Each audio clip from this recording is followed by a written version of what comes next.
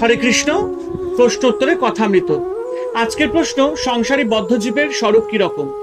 এই প্রশ্নের উত্তরে ঠাকুর শ্রী রামকৃষ্ণ বলেছেন, তারা যেন গুটি পোকা, মনে করলে কেটে বেরিয়ে আসতে পারে, কিন্তু অনেক যত্ন করে গুটি তৈয়ার করেছে, ছেড়ে আসতে পারে না, তাতেই মৃত্যু হয়।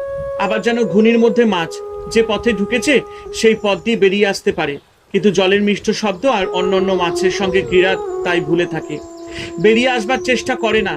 ছেলে মেয়ের আধো আধো কথাবার্তা যেন জলকল্লোলের মধুর শব্দ। মাছ অর্থাৎ জীব পরিবারবর্গ, তবে দু একটা দৌড়ে পালায়, তাদের বলে মুক্ত জীব। ঠাকুর গান গাইতেছেন, এমনই মহামায়ার মায়া রেখেছে কি কুহক করে, ব্রহ্মা বিষ্ণু অচৈতন্য জীবে কি জানিতে পারে। বিল করে ঘূর্ণিপাতে মিন প্রবেশ করে, তাতে গতায়াতের পথ আছে, তবু মিন পালাতে নারে। ঠাকুর আবার বলিতেছেন, জীব যেন ডাল, যা তার ভিতর পড়েছে, পিষে যাবে, তবে যে কটি ডাল খুঁটি ধরে থাকে তারা পিষে যায় না। তাই খুঁটি অর্থাৎ ঈশ্বরের শরণাগত হতে হয়। তাকে ডাকো, তার নাম করে, তবে মুক্তি, তা না হলে কালরূপ যাতায় পিষে যাবে। জীব চার থাক বলেছে, বুদ্ধ, মুমুক্ষ, মুক্ত, নিত্য। সংসার জালের স্বরূপ জীব যেন মাছ, ঈশ্বর যারা মায়া, এই সংসার তিনি জেলে। জেলের জালে যখন মাছ পড়ে, কতকগুলো মাছ জাল ছিঁড়ে পালাবার অর্থাৎ মুক্ত হবার চেষ্টা করে, এদের মুমুক্ষ জীব বলা যায়। যারা পালাবার চেষ্টা করেছে সকলেই পালাতে পারে না। দু চারটা মাছ ধপাং শব্দ করে পালায়, তখন লোকেরা বলে ওই মাছটা বড় পালিয়ে গেল। এই দু চারটা লোক মুক্ত জীব। কতগুলি মাছ স্বভাবত এত সাবধান যে কখনো জালে পড়ে না।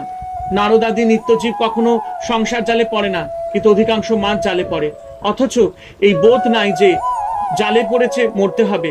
জালে পড়েই জল শুদ্ধ চোঁচা দৌড় মারে ও একেবারে পাকে গিয়ে শরীর লুকোবার চেষ্টা করে। পালাবার কোনো চেষ্টা নাই, বরং আরো পাকে গিয়ে পড়ে। এরাই বদ্ধজীব। জালে এরা রয়েছে, কিন্তু মনে করে হেতায় বেশ আছি।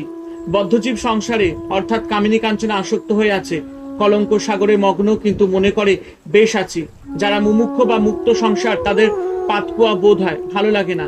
তাই কেউ কেউ জ্ঞান লাভের পর, ভগবান লাভের পর শরীর ত্যাগ করে, কিন্তু সেরকম শরীর ত্যাগ অনেক দূরের কথা।